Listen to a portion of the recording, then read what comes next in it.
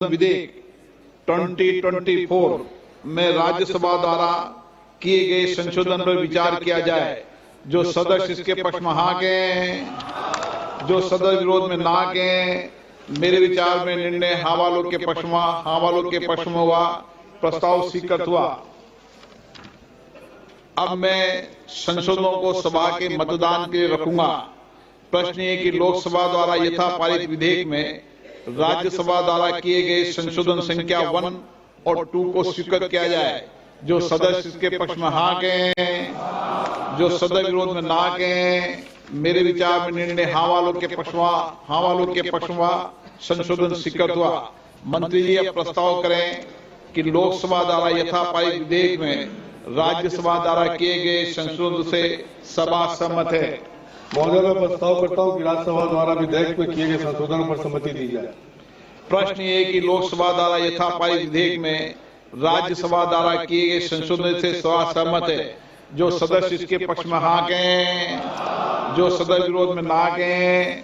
मेरे विचार में निर्णय हाँ वालों के पक्ष में हुआ, प्रस्ताव स्वीकृत हुआ। लोकसभा द्वारा यथा पारित बैंककारी विधियां संशोधन विधेयक 2024 में राज्यसभा द्वारा किए गए संशोधन सभा सहमत हुई। आइटम नंबर 12 और 13 को एक साथ सभा में लिया जा रहा है। वह संशोधन विधेयक 2025 संयुक्त समिति द्वारा यथा प्रतिवेदित और मुसलमान वक्फ निरसन विधेयक 2024 माननीय मंत्री किरण रिजिजू जी।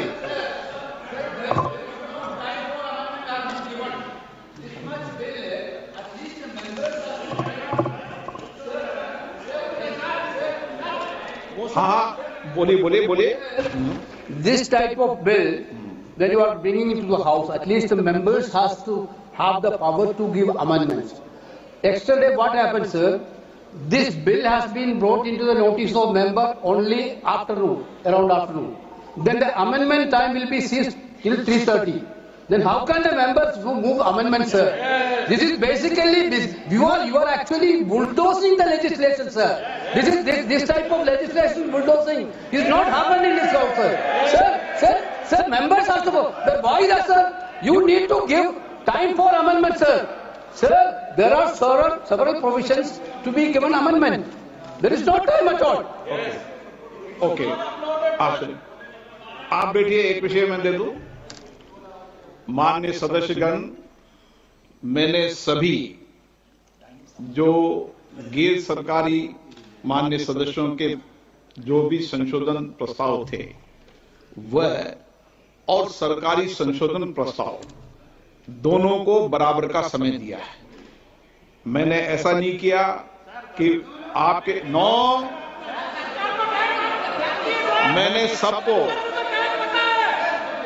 मैंने जितना भी समय गैर सरकारी संशोधन को दिया है उतना ही समय सरकारी संशोधनों को दिया है। मैंने दोनों में कोई अंतर नहीं किया गया है। मंत्री जी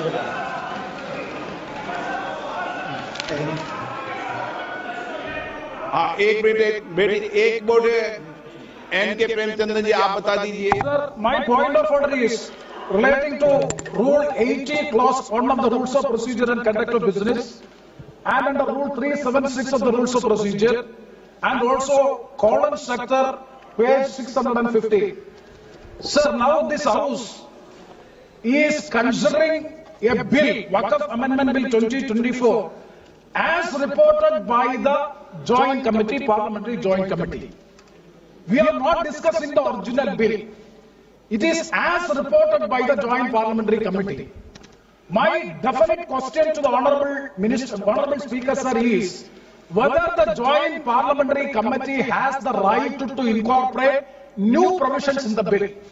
It is beyond the powers and ambit of the Joint Parliamentary Committee. They have incorporated so many new provisions. I have no objection in respect of those provisions. Even 2A also, it is appreciable. We don't have any objection, sir, very serious technical matter. And kindly see, only even the House, Speaker sir, even the House do not have the authority to make, wait, you can reply after that. You can reply after, sir, you can reply after me. Sir, even this Parliament, even this Lok Sabha, this August House, do not have the right to incorporate a new provision unless you suspend Rule 81. But what is Rule 81, sir? Sir, Rule 81 is very clear.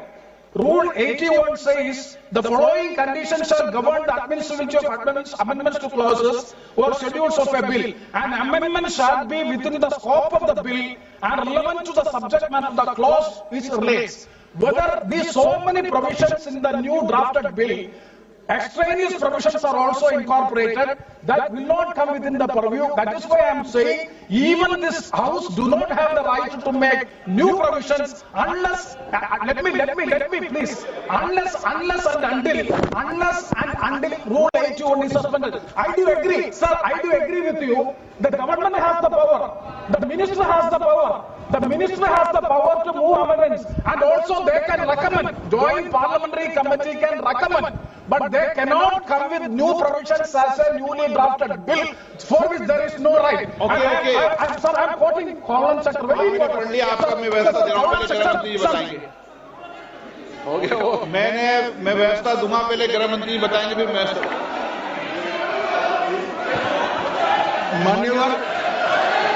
माननीय इनको पढ़ लेंगे पूरा, 1 minute इनको पढ़ लेंगे। आप पढ़ लो, आप पूरा पढ़ लो। Sir, Colin Sector, page 615. The motion for reference of a bill to a select committee may include instruction to the committee to consider matters other than those dealt with in the bill but relating to the subject matter of the bill. Instruction to the committee for amendments of such sections of the Parent Act as are not covered by the amending bill, whenever given, ought to be specific and clear, unquote. Okay. That means unless and until the House specifically directed to go into this, they have no right to make new provisions in the bill. It is beyond the powers of the joint parliamentary committee they have acted, for which I am seeking a ruling. आप बात खत्म है। माननीय गृहमंत्री जी, आप बैठिए। ऐसा नहीं चलेगा माननीय सदस्य, मैंने सबको मौका दिया, प्लीज बैठिए आप। बैठिए। माननीय गृह मंत्री जी बोलेंगे। माननीय सदस्य ने जो पॉइंट ऑफ ऑर्डर उठाया है, मैं इसके हार्द को सदन के सामने रखना चाहता हूं। भारत सरकार की कैबिनेट ने इस बारे में एक बिल अप्रूव कर सदन के सामने रखा। आपके द्वारा ये बिल जॉइंट पार्लियामेंट्री कमेटी को दिया गया, जिसका विपक्ष का भी बड़ा आग्रह था। कमेटी ने इस पर सुविचारित रूप से अपना मत प्रकट किया। वो जो मत प्रकट हुआ, वो मत फिर से कैबिनेट के सामने गया। कमेटी के जो सुझाव थे, ये भारत सरकार की कैबिनेट ने स्वीकार किए और अमेंडमेंट के रूप में किरण रिजिजू जी लेकर आए। ये तभी होता है जब ये ऑफिशियल अमेंडमेंट कैबिनेट की अनुमोदन के बगैर आता है। मान्यवर, मैं नहीं मानता इसमें कोई पॉइंट ऑफ ऑर्डर है, और आपका ही आग्रह था कि कमेटी ज्वाइंट पार्लियामेंट्री कमेटी बने। अगर कमेटी ने कोई बदलाव ही नहीं करने हैं तो ये कांग्रेस जैसी कमेटियां नहीं, हमारी लोकतांत्रिक कमेटी है मान्यवर, जो दिमाग चलाती है। कांग्रेस के जमाने में कमेटियां होती थी जो थप्पा लगाती थी। हमारी कमेटी चर्चा करती है, चर्चा के आधार पर विचार करती है और परिवर्तन करती है। अगर परिवर्तन को स्वीकार ही नहीं करना है तो कमेटी काहे को लिए है भाई?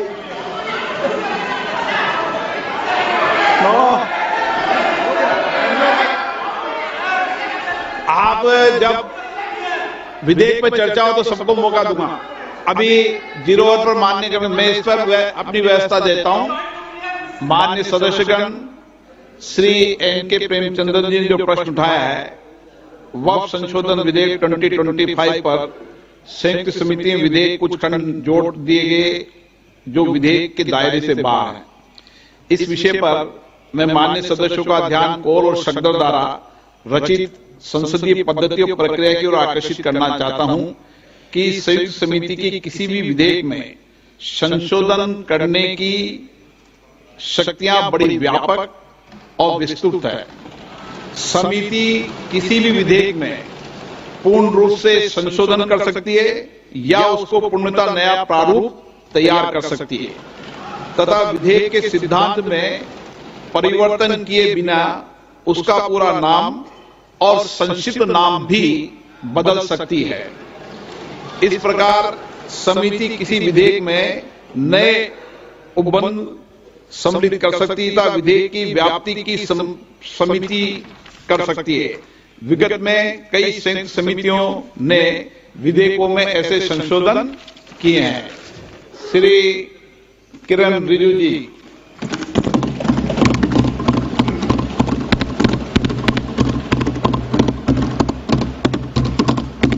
Honorable Speaker, sir, I rise to move the motion for consideration of the Waqf Amendment Bill 2025 and Mussalman Waqf Repeal Bill 2024. अध्यक्ष महोदय जी, आपने जो रूलिंग दिया है, जेपीसी के बारे में जिक्र किया है, उसी के साथ साथ जुड़ते हुए एक मिनट किरण जी, एक मिनट श्री सौगत राय जी संशोधन संख्या 108 को प्रस्तुत करें। आप बोल रहे थे ना? Under Rule 77(2) of the Rules of Procedure, I propose that the Waqf Amendment Bill 2025 be recommitted for the purpose of eliciting further opinion thereon. Okay, माननीय मंत्री जी अब 12-16 पर अपना वक्तव्य दें।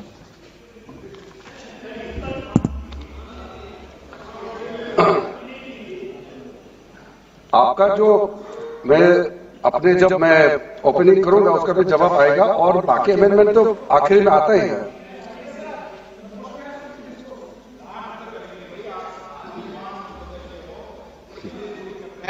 चलिए माननीय मंत्री जी। माननीय अध्यक्ष महोदय, हम सबको बहुत डिटेल में जाने का भी आवश्यकता नहीं है। कमेटी के बारे में उसका जिक्र काफी हो चुके हैं, लेकिन मैं इतना कहना चाहता हूं कि जो कमेटी इस बार दोनों सदन लोकसभा राज्यसभा मिला करके ज्वाइंट कमेटी में वक्फ अमेंडमेंट बिल पे जो चर्चा हुई है, आज तक भारत के संसदीय इतिहास में इतना व्यापक रूप से चर्चा, कंसल्टेशन और समय कभी नहीं दिया है।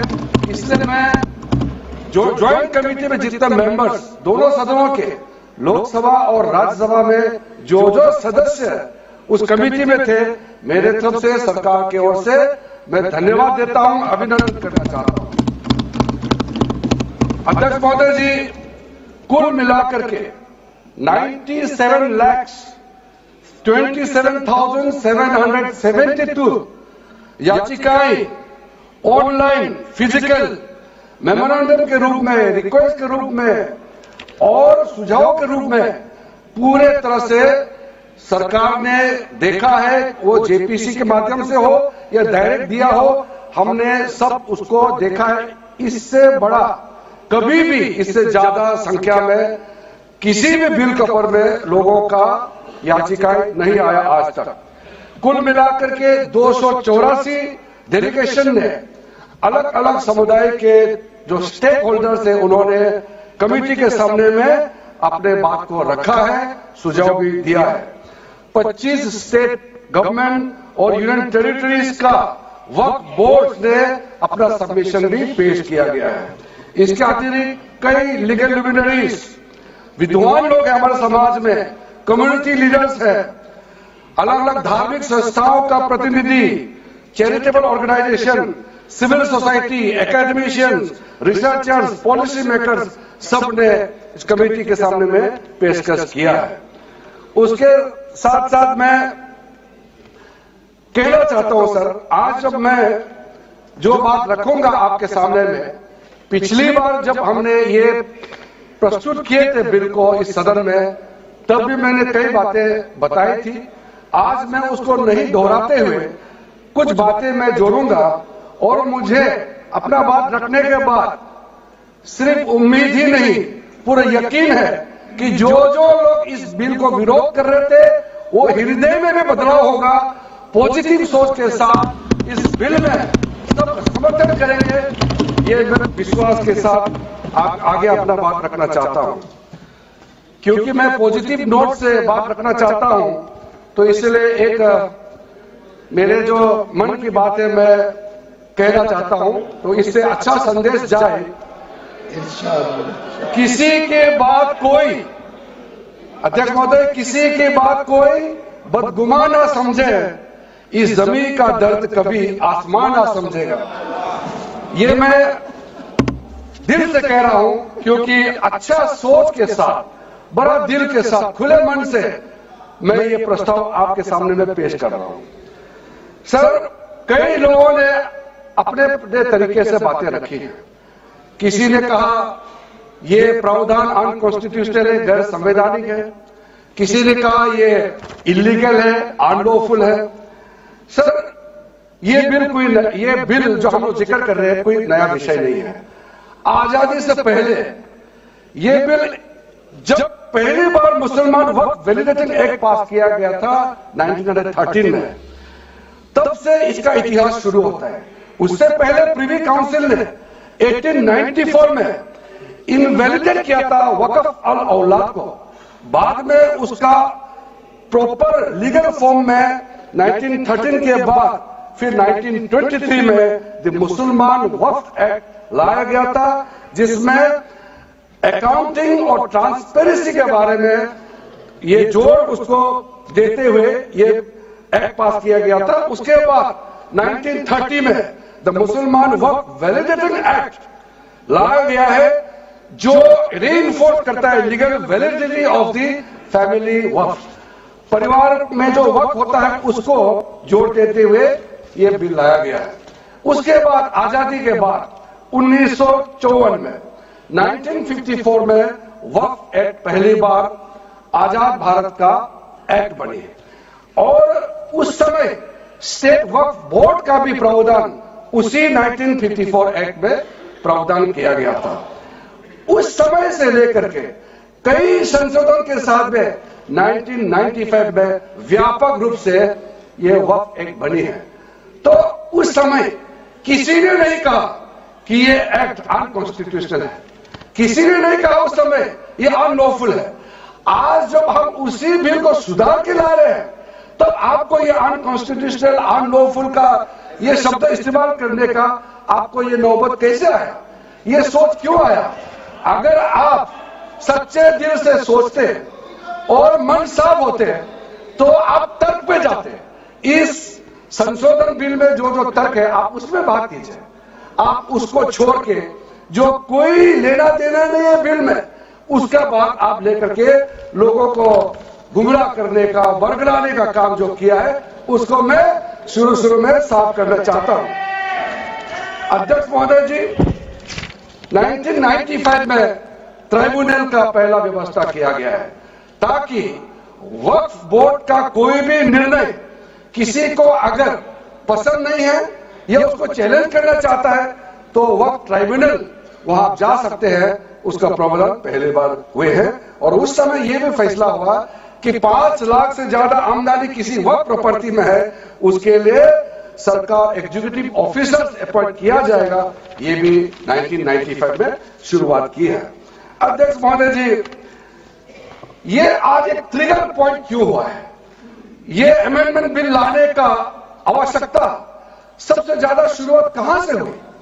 मैं संक्षेप में बताना चाहता हूं। 2013 में, 2014 में हम सब चुनाव में गए और चुनाव में जाने से पहले 2013 में कुछ कदम ऐसे उठाए गए हैं जो आप सुन करके, आप सदस्य के रूप में भी और इस देश का नागरिक होने के कारण आपके दिमाग में यह बात जरूर सवाल उठेगा कि ऐसा कदम क्यों उठाया गया है।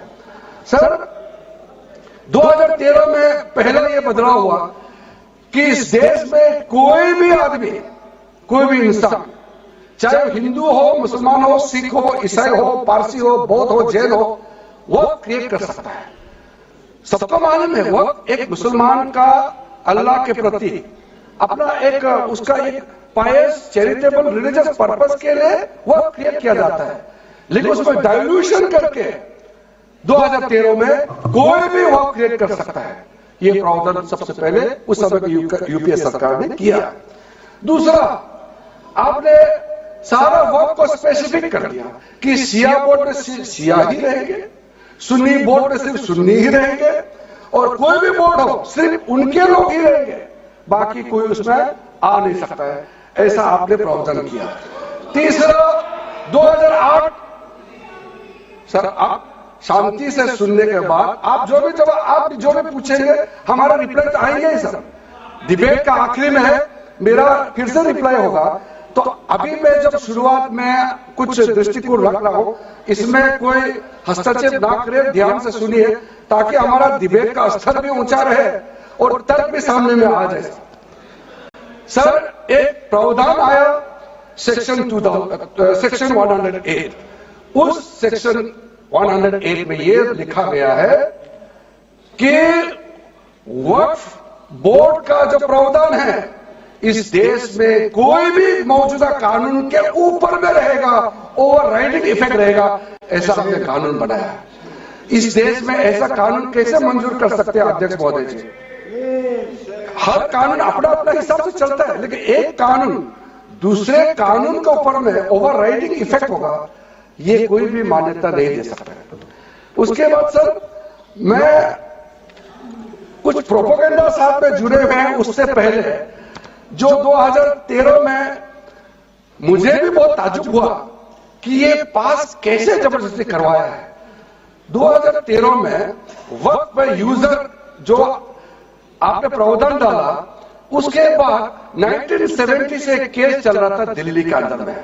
दिल्ली के अंदर में हमारा सीजीओ कॉम्प्लेक्स है, पार्लियामेंट बिल्डिंग है, कई प्रॉपर्टीज है, और इसको वक्फ बोर्ड, दिल्ली वक्फ बोर्ड ने क्लेम किया कि ये वक्फ प्रॉपर्टीज है। उसके बाद ये केस चल रहा था अदालत में। उस समय यूपीए सरकार ने पूरा सारा जमीन को डी नोटिफाई करके वक्फ बोर्ड को दे दिया। 123 प्रॉपर्टी। अगर आज हम ये संशोधन लेके नहीं आते तो जिस सदन में हम बैठे हैं, ये पार्लियामेंट बिल्डिंग, इसको भी क्लेम किया जा रहा था। एयरपोर्ट, फसल विभाग, और अगर नरेंद्र मोदी जी का सरकार नहीं आते, अगर यूपीए का सरकार कंटिन्यू रहता, तो क्या क्या बिल्डिंग को डी नोटिफाई किया जाना था। 123 प्रॉपर्टी को तो डी नोटिफाई किया। मैं रिकॉर्ड में कह रहा हूं, अपने मन से कुछ नहीं कह रहा हूं, मैं ऑफिशियल रिकॉर्ड का बात बता रहा हूं अध्यक्ष महोदय। आप काहे को उछल रहे हो? मैं अपने से थोड़ी बोल रहा हूं, जो हकीकत बात को बता रहा हूं। आप आराम से बैठ के सुनिए। आपके दल को और आपको सबको बोलने का मौका मिलेगा। माननीय मंत्री जी,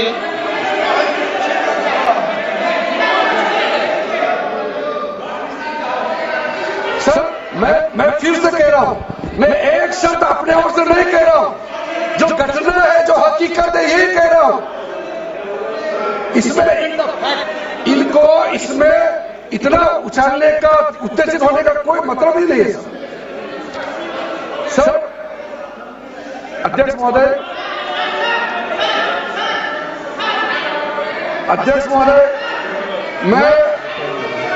मैं आपके माध्यम से सदन को कहना चाहता हूं कि जो संवैधानिक बात उठा करके लोगों को गुमराह करने का जो प्रयास किया जा रहा है, उसको भी देश के सामने में सही बात रखना बहुत ही जरूरी है।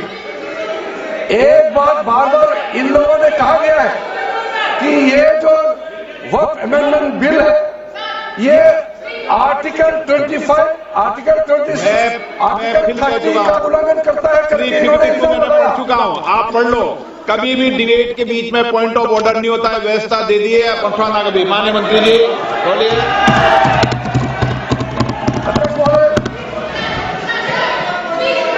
दूसरा विषय, इन्होंने समानता का बात उठाया। आर्टिकल 14 का इक्वालिटी को लेकर के उन्होंने सवाल उठाया, उसका भी मैं जवाब देना चाहता हूं अध्यक्ष महोदय। ये कोई तरीका नहीं है। माननीय अध्यक्ष की व्यवस्था अंतिम व्यवस्था होती है। बोलिए मंत्री जी आप।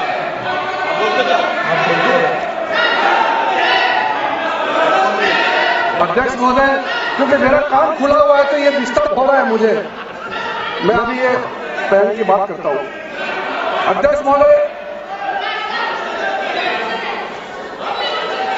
महोदय, ये वक्फ बोर्ड का जो काम है, ये बेसिकली वक्फ प्रॉपर्टी को जो संभालने वाले मुतावली और जो वक्फ प्रॉपर्टी को व्यवस्था करते हैं उसको संचालित करने के लिए ये गवर्नेंस का, सुपरविजन का एक प्रावधान है। किसी भी तरीके से वक्फ बोर्ड वक्फ प्रॉपर्टी को मैनेज नहीं करता है। वक्फ बोर्ड वक्फ प्रॉपर्टी मैनेजमेंट में हस्तक्षेप नहीं करता है। आप साफ साफ सुन लीजिए, अगर इसके पास तर्क नहीं है तो इस तरह यहां डिस्टर्ब करके भैंस का स्तर को गिराने से कोई फायदा नहीं है सर, ये कोई तरीका नहीं है सर। वक्फ बोर्ड का क्लियर करना, एक जो वाकिफ होता है, जो अपना विलिंगली वक्फ क्लियर करता है। व्यवस्था दे दी है, आप जब समय हो तो बोले नो, प्लीज बैठिए। ये तरीका ठीक नहीं है आपका, बैठिए आप। नो, बैठिए। माननीय मंत्री जी,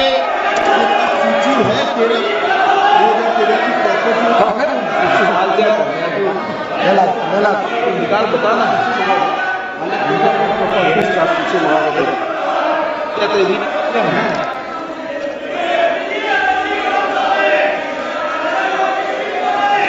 अध्यक्ष महोदय, सबको बोलने का मौका मिलने वाले हैं तो कम से कम बात को शांति से सुनने के बाद आप अपना बात रखिए।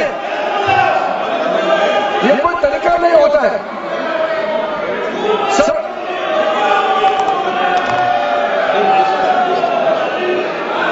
अध्यक्ष महोदय, ये जो उन्होंने गुमराह करने का कोशिश किया गया है, ये मैं कुछ केसेस आपको बताना चाहता हूं सर।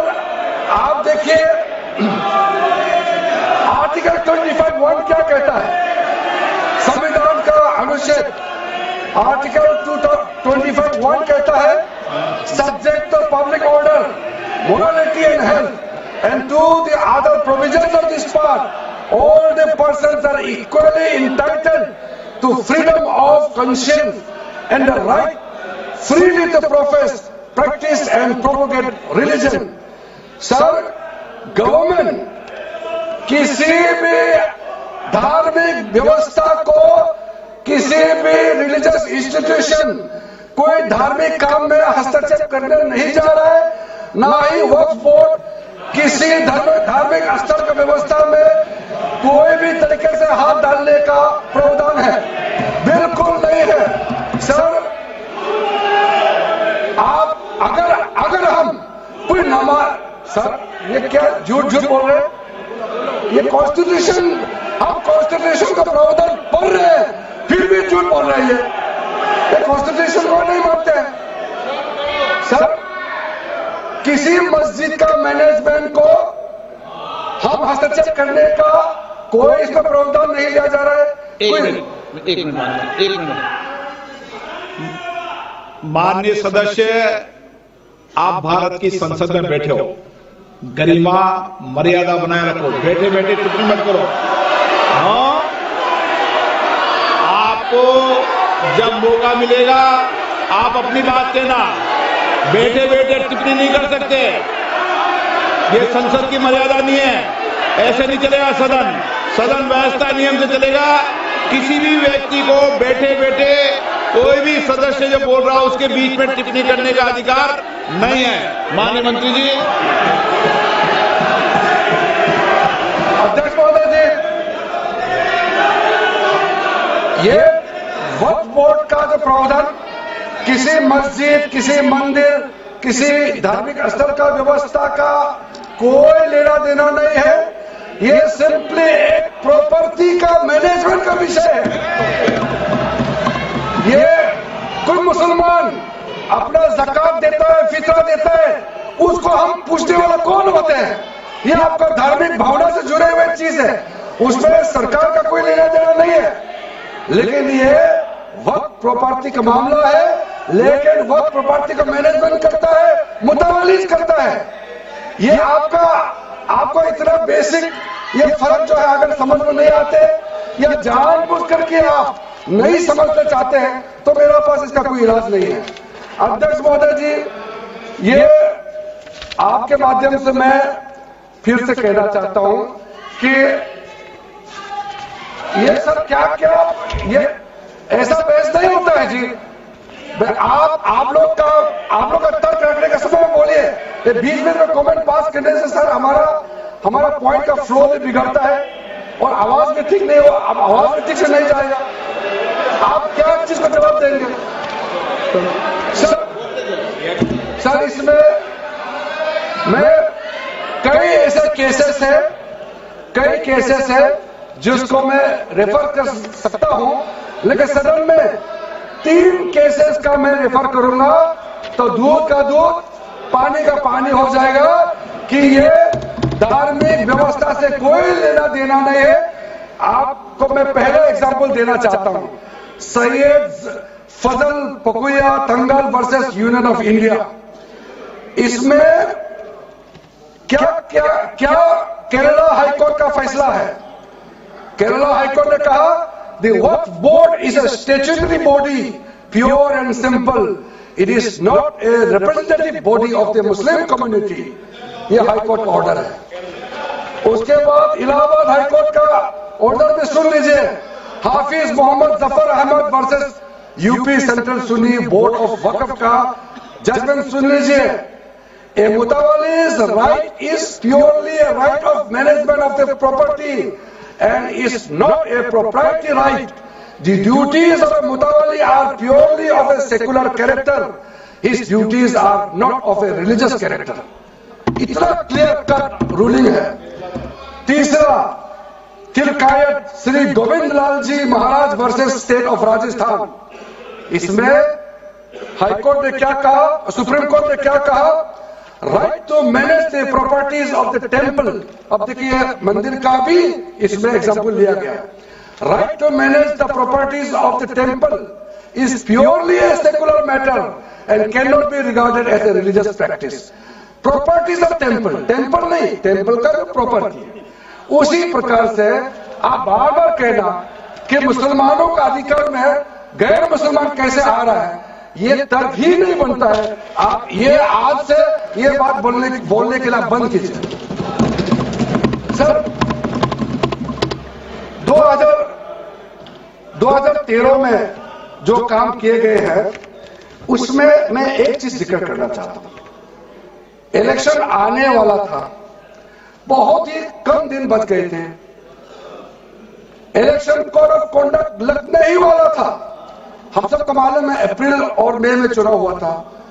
5 मार्च 2014 को उस समय के यूपीए सरकार ने 123 प्राइम प्रॉपर्टीज को जो housing and urban development ministry के तहत आता है उसको आपने दिल्ली वक्फ बोर्ड को ट्रांसफर कर दिया। क्या जरूरत था? कुछ दिन बाकी था चुनाव होने की, आप इंतजार तो करते। आपने सोचा ये करके वोट मिलेंगे, लेकिन आप तो चुनाव तो हार गए, तो फायदा क्या हुआ? ऐसा काम करने से वोट नहीं मिलता है। इसलिए लोग इंटेलिजेंट हैं, हमारे देश के लोग समझदार हैं, इसलिए वोट बैंक का राजनीति के बिना हम अच्छे सोच के साथ में आज इस सदन में फिर से आए हैं। कुछ एनोमलीज है इस बिल में, तो इसको बदलना जरूरी था। मैंने एक पहले भी इसका जिक्र किया था कि आपने कहा कोई भी हिंदुस्तानी, कोई भी भारतीय वक्फ क्रिएट कर सकता है। वो 95 में ऐसा नहीं था, आपने 13 में बदलाव किया, उसको हमने फिर से 1995 का प्रावधान को फिर से रिवाइव करते हुए ये हमने जोड़ा है कि वक्त वही क्रिएट कर सकता है जो मिनिमम 5 साल इस्लाम को प्रैक्टिस करता है। बहुत साफ साफ शब्दों में प्रावधान रखा है। सर, जो वक्फ बोर्ड बने हैं, हम उसको बहुत ही सेकुलर इंक्लूसिव बनाना चाहते हैं। आपका पुराना प्रावधान को हटा करके अब हमने कहा है कि वक्फ बोर्ड में शिया भी रहेंगे, सुन्नी भी रहेंगे, बोहरास भी रहेंगे, अगरकानी भी रहेंगे, मुसलमानों में जो बैकवर्ड है, पिछड़े लोग हैं, वो भी रहेंगे, और साथ साथ में महिला भी रहेंगे और एक्सपर्ट नॉन मुस्लिम भी रहने का प्रावधान रखा गया है। सब स्वागत करना चाहिए, इसको किसी को आपत्ति होने का कोई जरूरत नहीं है। उसके बाद सर, मैं थोड़ा सा इसको विस्तार करके बताना चाहता हूं। मेरा ही खुद का एग्जांपल मैं देता हूं। मान लो मैं मुस्लिम नहीं हूं, लेकिन मैं माइनॉरिटी अफेयर्स मिनिस्टर हूं, तो मैं सेंट्रल वक्फ काउंसिल का चेयरमैन होता है। तो मेरे होने के बावजूद उसके बाद टोटल 4 नॉन मुस्लिम हो सकता है वक्फ काउंसिल में मेंबर, और उसमें मैक्सिमम 4 नॉन मुस्लिम के साथ साथ में 2 महिला कंपल्सरी है। 2 महिला होना ही चाहिए सर। उसके बाद सर स्टेट अभी आप पूरा वक्फ बोर्ड देख लीजिए, महिला कहाँ है? महिला को भी रखा ही नहीं, वो सिर्फ बातें करते हैं। सर 22 सर, मैं स्पेसिफिक बताना चाहता हूं। सेंट्रल वक्फ काउंसिल में टोटल 22 मेंबर्स में 4 नॉन मुस्लिम से ज्यादा मेंबर नहीं हो सकते हैं। एक्स ऑफिशियल का पद को मिला करके 3 मेंबर ऑफ पार्लियामेंट होगा। मेंबर ऑफ पार्लियामेंट तो किसी धर्म का हो सकता है। जब इलेक्शन करते हैं तो कोई भी धर्म का मेंबर ऑफ पार्लियामेंट या एमएलए बन सकते हैं। सर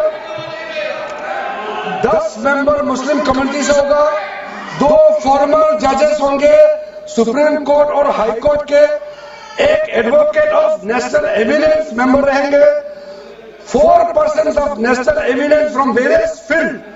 ये तो कई कमिटियों ने इसको सिफारिश किया है, और एडिशनल सेक्रेटरी या joint secretary to the government of India उसमें रहेंगे। आउट ऑफ 10 मुस्लिम मेंबर्स 2 महिला अनिवार्य है, ये हमने प्रावधान रखा है। और स्टेट बोर्ड में आउट ऑफ 11 मेंबर्स 3 से ज्यादा नॉन मुस्लिम नहीं हो सकता है। एक्स ऑफिशियल को मिलाकर के 1 chairperson, 1 MP, 1 MLA, 4 members from Muslim community, 2 members with professional experience, 1 member of bar council and joint secretary to the state government dealing with work matters. Out of 4 Muslim members, 2 shall be women. ये हमने रखा है ताकि हमारे बहनों को किसी तरीके से दरकिनार नहीं कर सके। वक्फ एक्ट सर, हमने जो नया प्रावधान रखा है उसमें जितना भी जो आर्बिट्रेरी प्रोविजन जो जरूरी नहीं था उसको हमने सामान्य रूप से देश में और जितना कानून है उसको मिलाते हुए मुख्य रूप से ट्रांसपेरेंसी इन वर्क मैनेजमेंट, सर्वे को अपडेट करने के लिए जो पहले इनसफिशिएंट प्रोविजन था, इसमें वर्क लैंड रिकॉर्ड्स वगैरह में महिलाओं का इनहेरिटेंस राइट, बच्चों का राइट, और साथ साथ में कई हजारों केसेस पेंडिंग है ट्राइब्यूनल और कोर्ट्स में, उसको सेटल करने के लिए जो आज लगभग 10,000 से भी ज्यादा केसेस जो पेंडिंग था, और कुछ सालों के अंदर में 13 से 30,000 केसेस पेंडिंग हो चुके हैं, उसको सरलता से सुलह करने के लिए हमने रास्ता खोजा है। एक चीज बार बार आप लोग कहते हैं, हमारे पक्ष के लोग हो या उस साइड के पक्ष के लोग हो या जो सदन से बाहर है, वो एक वक्तव्य देते रहते हैं, मैं उसको सुधारना चाहता हूं। ये कहते हैं कि हमारा देश में लैंड बैंक जो है वक्फ बोर्ड के पास 3rd लार्जेस्ट है, पहला रेलवे, इंडियन रेलवे, फिर इंडियन आर्मी, मतलब इंडियन डिफेंस का, और फिर कहता है वक्फ बोर्ड के पास जमीन है। मैं उसको सुधारना चाहता हूं। सर, आप भी तो ट्रेन में चलते हैं, हम लोग भी ट्रेन में चलते हैं। हजारों किलोमीटर ट्रेन का पटरी लगा हुआ है, स्टेशन बना हुआ है। वो ट्रेन का पटरी लगा हुआ है, वो रेलवे का प्रॉपर्टी थोड़ी है, ये तो देश का प्रॉपर्टी है। हम लोग सब चलते हैं उसमें। इसको आप कैसे लगा सकते हैं कि रेलवे के पास इतना है, वक्फ बोर्ड के पास इतना है? वो देश का प्रॉपर्टी है। हमारा डिफेंस के पास कहता है कि सेकंड लार्जेस्ट है। डिफेंस के पास जो भी लेने जाओ, ट्रेनिंग करता है, जाओ, वो रहता है, या बॉर्डर एरिया में जितना डिफेंस लैंड है वो देश का रक्षा के लिए है। उसको आप कैसे वो प्रॉपर्टी के साथ आप तुलना कर सकते हैं? वो प्रॉपर्टी प्राइवेट प्रॉपर्टी होता है सर। तो इसलिए दुनिया में सबसे ज्यादा वक्फ प्रॉपर्टी हिंदुस्तान में है। सिर्फ हमारा देश में ही नहीं, दुनिया का सबसे बड़ा और सबसे ज्यादा वक्फ प्रॉपर्टी हिंदुस्तान में है। तो फिर ये क्यों है 60 साल तक आप सरकार में रहे हैं, हमारे देश में मुसलमान इतना गरीब क्यों है? जब दुनिया का सबसे ज्यादा वक्फ प्रॉपर्टी हमारे देश में है, तो हमारा गरीब मुसलमानों का पढ़ाई के लिए, मेडिकल ट्रीटमेंट के लिए, स्किलिंग के लिए, इनकम जनरेशन के लिए क्यों काम नहीं हुआ आज तक? बताइए। ये दुनिया का सबसे बड़ा वक्फ प्रॉपर्टी अगर हिंदुस्तान में है, तो उस प्रॉपर्टी से गरीबों का उत्थान के लिए, लोगों का भला के लिए अगर ये सरकार नरेंद्र मोदी जी के नेतृत्व में गरीब मुसलमानों के लिए काम कर रहा है, तो इसमें आपत्ति क्यों होना चाहिए? आप लोग बताइए। इसलिए सर, इसको धर्म जाति से बाहर उतर करके सबको सीधा सीधा अपना दिल से पूछ करके आप सोच के देखिए कि आप जो लोग आज इस बिल को विरोध कर रहे हैं, आज 1 साल 2 साल नहीं, सदियों तक हमारा देश उसको याद रखेगा कौन इस बिल को समर्थन कर रहा है, कौन इस बिल को विरोध कर रहा है। आज चंद वोट के लिए, सत्ता के लिए हमारे मुसलमानों को आपने 70 साल से ज्यादा वोट बैंक बना करके गुमराह किया है। कितना और गुमराह करना चाहते हैं? अब हमारा देश में वोट बैंक का राजनीति नहीं चलेगा। इसलिए मैं कहना चाहता हूं, जब हमारा देश में इतना वोट प्रॉपर्टी है, तो इसको हम बेकार में पड़ा रहने नहीं दिया जा सकता है। गरीब मुसलमानों के लिए, आम मुसलमानों के लिए इस्तेमाल करना ही पड़ेगा। उसके लिए आज के ये वक्त संशोधन बिल जरूरत है। अध्यक्ष महोदय जी, हमारे अपने वामसी पोर्टल में, हमारे मंत्रालय के वामसी पोर्टल में हमने रिकॉर्ड देखा है। सचल कमेटी जो आपने बनाया 2006 में, उन्होंने भी ये बारे में काफी डिटेल में जिक्र किया हुआ है। सर 2006 में 4.9 लाख वक्फ प्रॉपर्टी था और उसका इनकम कितना था? मैं बता दूं आंकड़ा सर, आप कहेंगे 4.9 लाख वक्फ प्रॉपर्टी में टोटल इनकम था 163 करोड़। 163 करोड़। और आपने 2013 में बदलाव करने के बाद आज इनकम कितना बढ़ा है वो भी मैं बता देता हूं। हो गया 166 करोड़। 3 करोड़ बढ़ा है। कैसे मंजूर कर सकता है हम लोग इस महान सदन में बैठ करके? अगर इतना 10 सालों के बाद भी दुनिया का सबसे ज्यादा प्रॉपर्टी का टोटल इनकम जनरेशन 3 करोड़ बढ़ता है, तो ये हम कभी मंजूर नहीं कर सकता है। इसलिए उस समय कहा गया था, मैं अभी का नहीं बता रहा हूं, सचल कमेटी समय में भी कहा गया है कि अगर थोड़ा सा एफिशिएंटली मैनेज करता तो 12,000 करोड़ पर ईयर तो उसी समय जनरेट हो जाना चाहिए नॉर्मल मार्केट रेट से। और 12,000 करोड़ अगर वो प्रॉपर्टी से रेवेन्यू जनरेशन करता है, कितना लाखों करोड़ों मुसलमानों को फायदा होगा, आप सोच के देखिए। इसलिए सर आप लोग भी, मैं अनुरोध करता हूं कि आप लोग भी वक्त के बारे में जानना था, हमारे वामसी पोर्टल को क्लिक करके आप लोग देखिए। सर आज वो 4.9 लाख से बढ़ करके टोटल वक्फ प्रॉपर्टी बन गया है 8.72 लाख। हमारा देश में वक्फ प्रॉपर्टी बन गया है।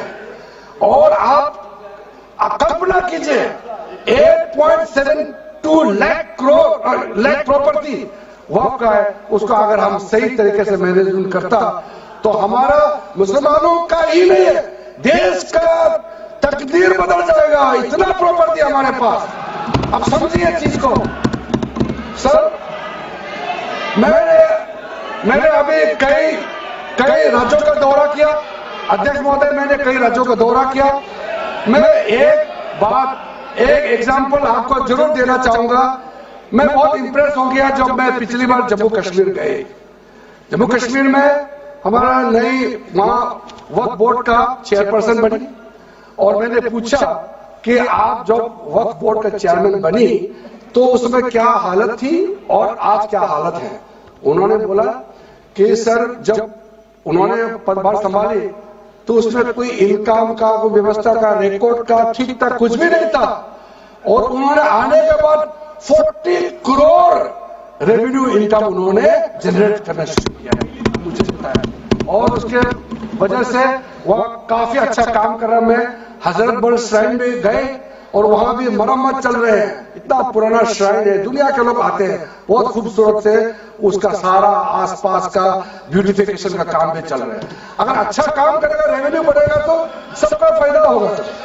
इसलिए सर, आप लोग आज बिल को समर्थन करने के बाद मेरे ऑफिस में आइए, 1 साल के अंदर में इसका ट्रांसफॉर्मेशनल इंपैक्ट क्या होता है मैं ही आप लोगों को बता दूंगा। सर,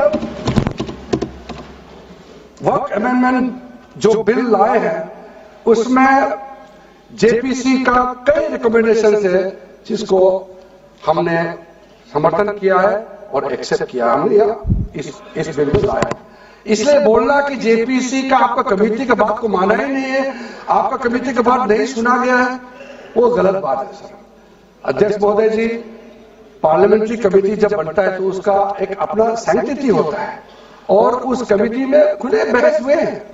उसमें मैं अंदर जाना नहीं चाहता हूं क्या हुआ है, लेकिन उनके बीच में कई ऐसे मुद्दे हैं जो हम लोग सरकार समझते हैं कि बहुत अच्छा सुझाव आया है, हमने उसको माना है।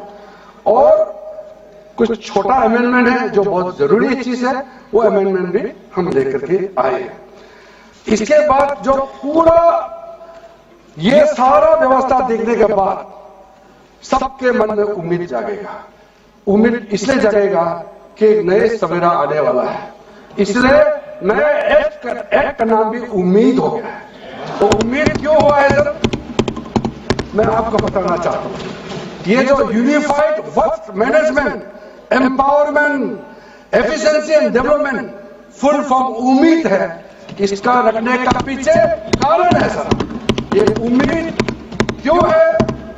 अब ये यूनिफाइड वक्फ मैनेजमेंट पूरा रजिस्ट्रेशन से लेकर के म्यूटेशन, एनक्रोचमेंट का विषय, सर्वे, कलेक्टर का रोल, सारा विषय को मिला करके मैनेजमेंट का पूरा सिस्टम को ही बदलने के लिए हमने काम शुरू किया है। उसके बाद एम्पावरमेंट, कैसा एम्पावरमेंट होने वाला है? मैंने पहले भी जिक्र किया, मुसलमानों में भी जो शियास हैं, सुन्नीस हैं, बोरास, आगाकानीस, पसमानदा मुस्लिम्स हैं जिसको बैकवर्ड माना जाता है, और विशेष करके महिलाएं और बच्चों के लिए जो हमने प्रावधान रखा है, तो ये मुसलमान का कम्युनिटी के अंदर में इतना जोरदार स्वागत हो रहा है। अध्यक्ष महोदय, यहां में कुछ मेंबर विरोध जरूर कर रहे हैं, लेकिन मैं कुछ मेंबर को मेरे घर में मैं न्योता देना चाहता हूं, और जो मुस्लिम डेलीगेशन मेरे घर में आ रहे हैं, स्वागत कर रहे हैं इस बिल को, उसका भी नजारा आप लोग देख लीजिए। आपका सोच बदल जाएगा। आपको नहीं मालूम मुसलमानों में कितना भयंकर समर्थन कर रहा है इस बिल को लेकर के, आप लोग मालूम ही नहीं। करंट अंदर में गरीब मुसलमानों का तो संदेश बार बार आ रहा है कि जल्दी पास कीजिए इस बिल को। इसलिए आप लोग संदेह में मत रहिए। एफिशिएंसी को हमने बढ़ाने का काम किया है।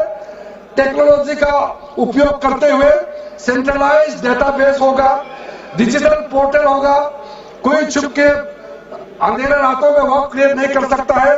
इसका पूरा रजिस्ट्रेशन का प्रावधान है, ट्रैकिंग होगा, निगरानी रखा जाएगा, कंप्लायंस का प्रावधान है और जो मैनुअल हाथों से जो गलत होगा उसका भी करेक्शन करने का प्रावधान है। ब्यूरोक्रेटिक डिले होता है उसका भी समाधान हमने पूरा बिल में तरीका बना के रखा हुआ है। और आखिर में इसका ऑडिट प्रॉपर होना चाहिए, तो ऑडिट का भी प्रावधान हम लोग राज्य सरकार के ऊपर में छोड़ा है, क्योंकि आखिर तो सर ये सारा प्रॉपर्टी का अथॉरिटी राज्य सरकार का है। बोर्ड का अपॉइंटमेंट भी राज्य सरकार को करना है, केंद्र सरकार का कोई रोल नहीं है। लैंड स्टेट सब्जेक्ट है, सारा राज्य सरकार को ही करना है। इसलिए राज्य सरकारों को हम फुल अथॉरिटी देने के साथ साथ हमारे जो मंत्रालय है वो ऑनलाइन हमेशा जुड़ा रहेंगे कि जो वक्त प्रॉपर्टी क्रिएट किया गया है उसका स्टेटस है वामसी पोर्टल से मिला करके हम लगातार टच में रहेंगे। इसलिए कोई इसमें ये नहीं सोचता है कि सेंट्रल गवर्नमेंट कोई एक्स्ट्रा पावर हड़पने जा रहा है क्या, बिल्कुल सोचने का नहीं है। ये टोटली स्टेट गवर्नमेंट का अधीन है और राज्य सरकार ही इसका निगरानी में आगे काम करना है। उसके बाद सर जो पर्पस के लिए वर्क क्रिएट किया जाता है बेसिकली 3 पर्पस होता है, रिलीजियस, चैरिटेबल एंड पायस। उसका हो रहा है कि नहीं हो रहा है, और इनकम जनरेशन खासकर जो वेलफेयर काम है उसका हो रहा है कि नहीं हो रहा है, इसका भी इफेक्टिव गवर्नेंस का प्रावधान हमने रखा हुआ है। और साथ साथ सर मैं आपको इस उम्मीद के साथ साथ ये कहना चाहता हूं कि जो रिफॉर्म्स हमने जो लाए हैं और साथ साथ में जो प्रावधान कुछ बदलाव हमने आपको बहुत शॉर्ट में बताया, क्योंकि डिटेल में तो मैं रिप्लाई तो करूंगा ही। इसमें अगर आपको लगता है कि हमको अगर इनकम जनरेशन करने के लिए वर्क प्रॉपर्टी को बेहतर इस्तेमाल करने के लिए क्या करना चाहिए, जब हम इसका सबऑर्डिनेट लेजिस्लेशन के माध्यम से रूल्स बनाएंगे, आपका सुझाव हम खुले दिल से स्वागत करेंगे। क्योंकि आखिर तो प्रॉपर्टी देश का है, किसी का भी हो, उसको अगर अच्छा से चलाना है तो आप सुझाव देंगे तो हम तो पूरा वेलकम करेंगे उसमें। इसलिए आज मैं मेंबरों के साथ साथ जो कई दरगाह है, कई मस्जिद के इमाम है, कई लोग जो मुझे मिले उन्होंने भी बहुत अच्छा सुझाव दिया है। उसको डिटेल में मैं यहाँ कहना नहीं चाहता हूँ, लेकिन हम रिकॉर्ड में रखा है। कई अच्छे अच्छे सुझाव हमारे पास आए हैं, वो भी हमने नोट करके रखा है। एक इंपॉर्टेंट पॉइंट को मैं अब आपके सामने रखना चाहता हूं। ये जो हमने डेफिनेशन में जो बदलाव लाया है, इस डेफिनेशन में बदलाव का सबसे बड़ा मतलब ये है कि मुसलमानों में भी जो वक्फ के अंदर में अपना प्रॉपर्टी, वक्फ प्रॉपर्टी इस वक्फ बोर्ड के प्रावधान से गवर्न करना चाहते हैं, मोस्ट वेलकम है। अगर वो ट्रस्ट के माध्यम से अपना प्रॉपर्टी का अलग तरीके से वर्क करना, वो चलाना चाहता है, मैनेज करना चाहता है, उसके लिए भी छूट दिया गया है।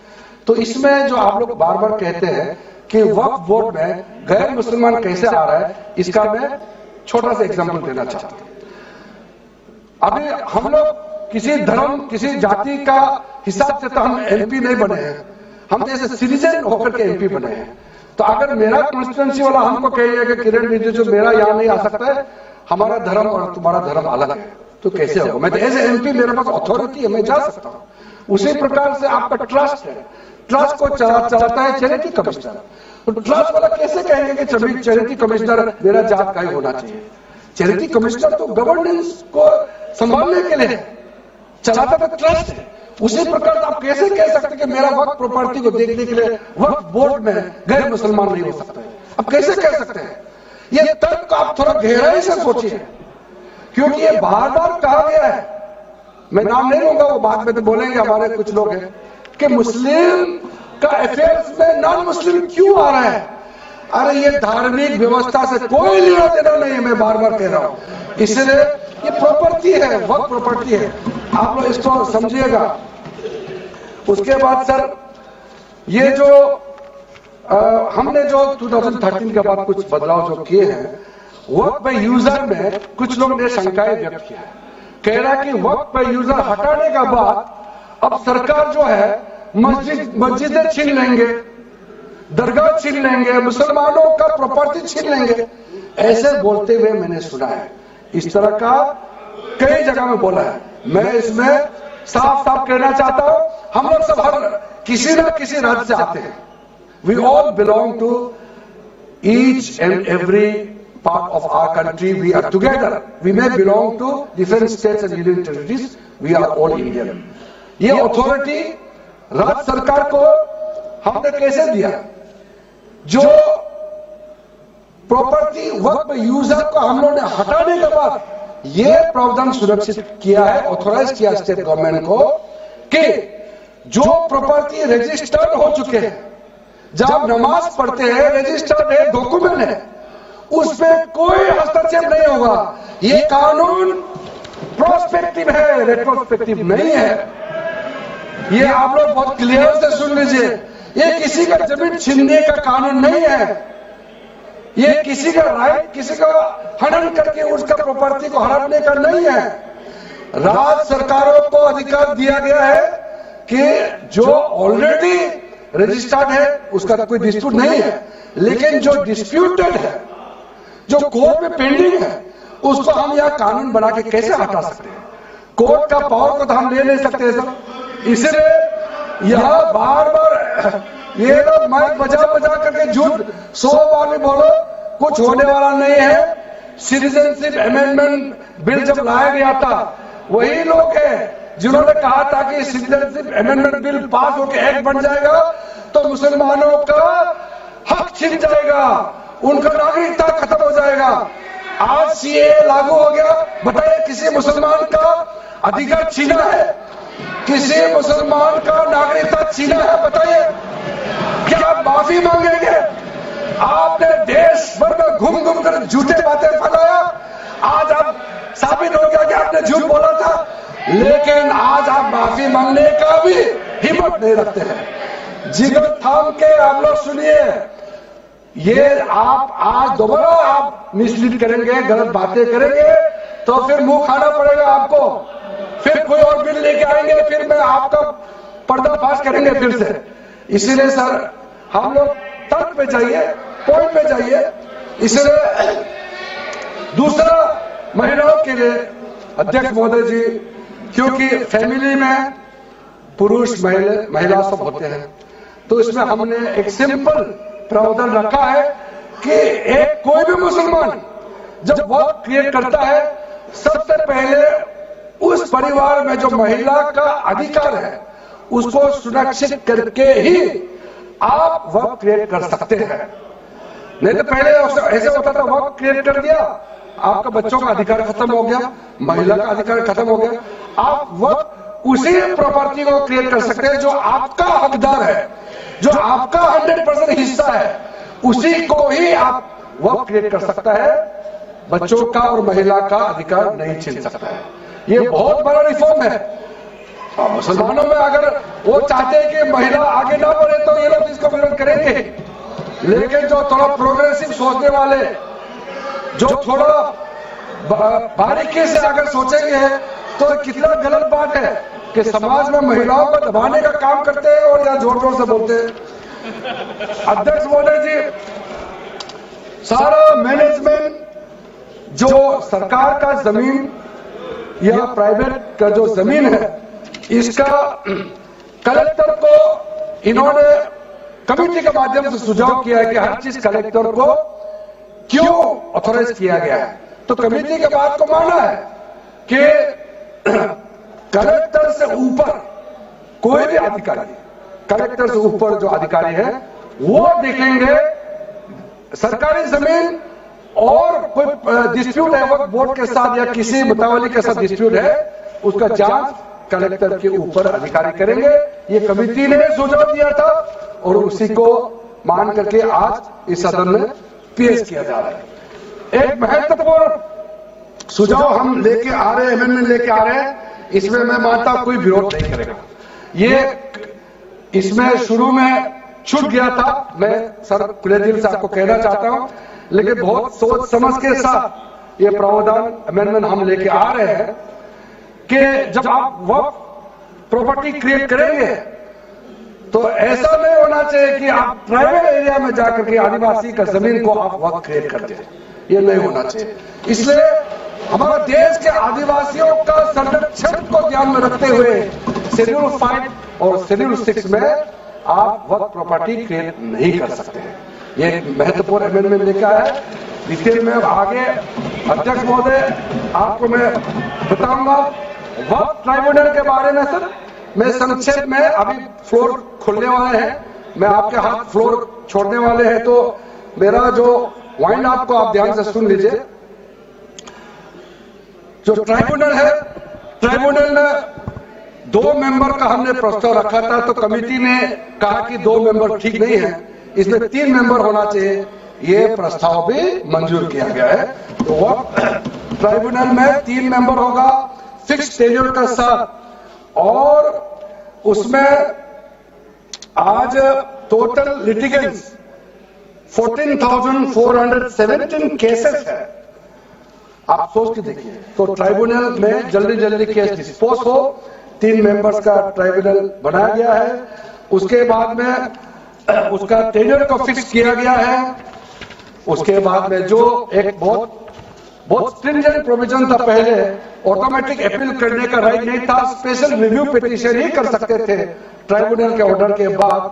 तो आज हमने एक अच्छा सोच के साथ खुला मन से ये कहा है कि अब अगर आप वक्फ बोर्ड का निर्णय से खुश नहीं है, वक्फ ट्राइब्यूनल का निर्णय से खुश नहीं है, तो आप अदालत जा सकते हैं। ये रास्ता भी हमने खोल दिया है। उसके बाद सर कंट्रीब्यूशन, एनुअल कंट्रीब्यूशन, ये भी आपका ही सुझाव था कमेटी वालों का कि जो कंट्रीब्यूशन देते हैं वक्फ बोर्ड मुद्दावाली जो देते हैं उसको घटाना चाहिए, तो उसको 7% से 5% घटा दिया है, ताकि ज्यादा पैसा आप चैरिटेबल पर्पस के लिए खर्चा कर सके। तो अच्छा जो प्रॉपर्टी मैनेज करता है वो तो सरकार को शाबाशी देंगे।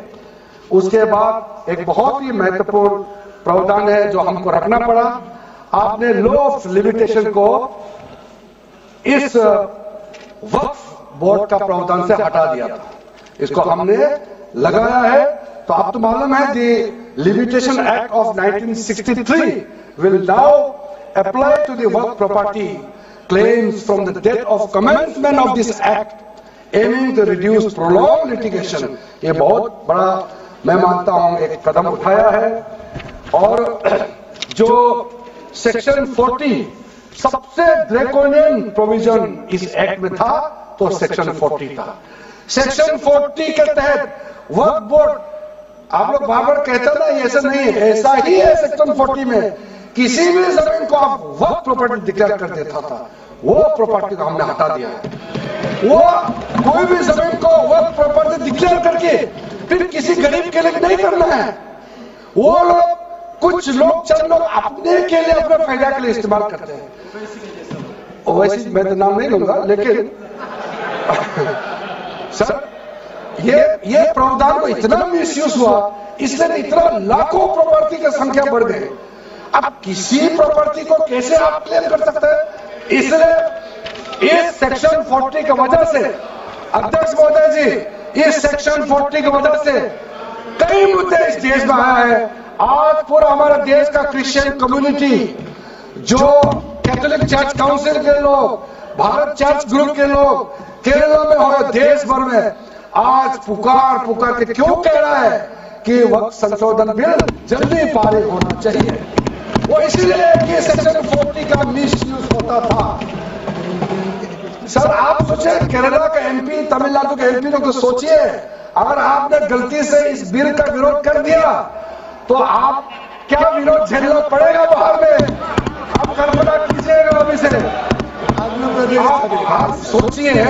मैंने पिछली बार भी बताया, सुरेंद्रेश्वर टेम्पल के बारे में तो आपको बताया, जब बाकी कोई धर्म ही नहीं था तब ये सुरेंद्रेश्वर टेम्पल था।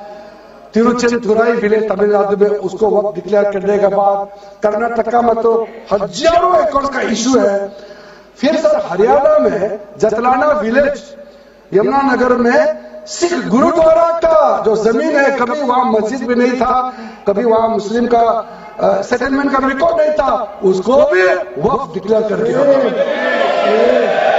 उसी प्रकार से केरला का मुनम्बम का जो इशू है वो तो अभी सब जान ही रहा है कि 600 क्रिश्चियन फैमिलीज का जो जमीन को वक्फ बोर्ड ने वक्फ डिक्लेयर कर दिया, चर्च का भी कर दिया, और आगे जाने का रास्ता भी बंद कर दिया था। अगर हम ये बिल पारित कर दिया, उसका अपना जमीन वापस मिल जाएंगे गरीबों का, किसानों का।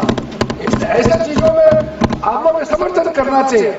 मैं तो मानता हूं कि अभी भी देर नहीं हुआ, अभी भी आप जिद पे राजनीतिकरण करके आप अड़े रहे, आप मुश्किल में फंसने वाले हैं। विशेष करके हमारे कांग्रेस वालों को मैं कहना चाहता हूं, और बाकी हमारे साथी दल है कांग्रेस के झांसे में ना आए, आपको भी डुबा देंगे ये लोग। इस बिल को विरोध करके बहुत बड़ा नुकसान होने वाला है। आप ध्यान से सुनिए अध्यक्ष महोदय। इसलिए अंत में सर, क्योंकि मैंने कहा है कि मैं आखिर में जवाब दूंगा, तो हम लोग आगे भी इस पार्लियामेंट को भी वक्त डिक्लेयर ना करते हैं, हम लोग आराम से भविष्य के लिए और अच्छा काम करें। मैंने पॉजिटिव बात में अपना बात को रखा है। अंत में मैं अपील करके अपना बात को समाप्त करना चाहता हूं इसी लाइन के साथ। मेरी हिम्मत को तो सराहो। देखिए मैं कितना हिम्मत के साथ बोल रहा हूं। मेरे हिम्मत को तो सराहो, मेरे हमराही बनो। मैंने एक शम्मा जलाई है हवाओं के खिलाफ। आप लोग जब इस बिल को समर्थन करेंगे, हमारे वरिष्ठ नेता सब सदन में बैठे हम लोग सुन रहे हैं, मैं अपने आप को बहुत भाग्यवान मानता हूं, मैं भाग्यशाली हूं। प्रधानमंत्री नरेंद्र मोदी जी ने मेरे जैसे एक साधारण सदस्य को इतना पुण्य काम करने का मौका दिया है, इस बिल को यहां रखने का मौका दिया है। करोड़ों गरीब मुसलमान पहले दुआ देने वाला है। दुआ में अकेला क्यों हो, ये दुआ आप भी लेना चाहिए। इस बिल को